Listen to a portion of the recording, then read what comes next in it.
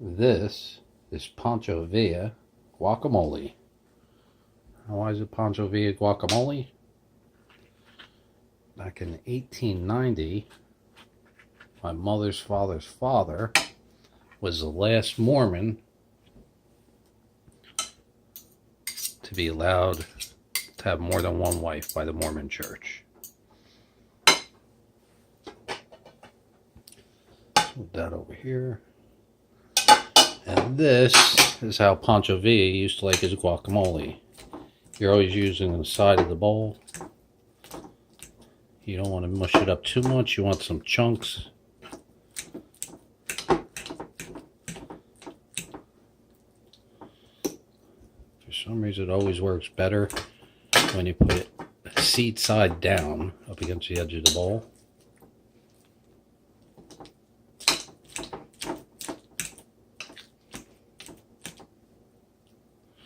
And the story goes, after or I should say my great-great-grandfather got married to two wives, they were under persecution in Arizona, and they had to move to Mexico. That was 1890s. Then in 1910, the Mexican Revolution starts, and you may have heard of the man called Poncho Villa. General Poncho Villa led the Mexican Revolution,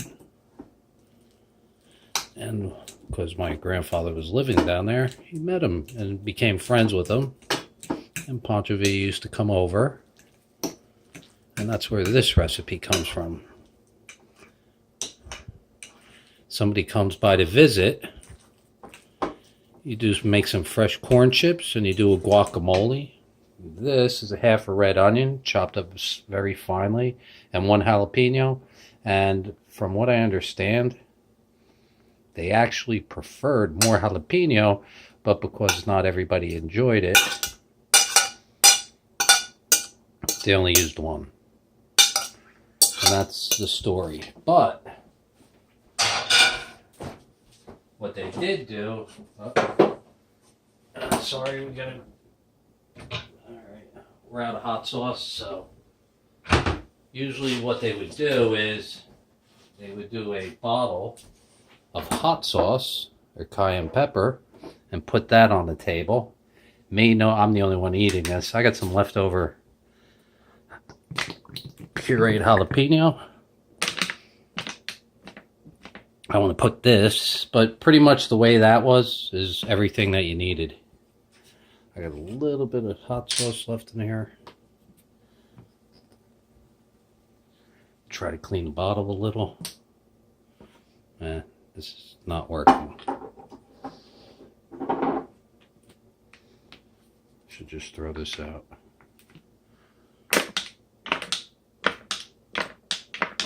There you go. This is for me. This is not out. They would leave the bottle of hot sauce on the table, and if you wanted a little bit more hotter, but as you can see, those chopped red onions. Now there's only one thing missing in this, is normally they would take the juice of a lime and put the lime juice in there. And what that does, because you're in the middle of Mexico, it's very hot. Lime juice, it's about a tablespoon, prevents it from turning brown. And there you go. There's a piece of American, Mexican, Mormon history relayed to me by my grandfather. And Poncho Villa, this I can't say because I try to stay PG-13, so we're going to PG-13 this. Poncho Villa used to tell his army that this is my friend, his family are good people. If any of you touch or hurt any one of my friend's family or my friend, you're going to find yourself buried in the ground up to your neck with something stuffed in your mouth and left with a scorpion on your head. What the scorpion had to do with it, I have no idea, but look at that. That is amazing. And you want to know something? I don't have any corn chips. What a shame. Oh well. Now, the nice thing about the Corral plates, we're going to give it a taste.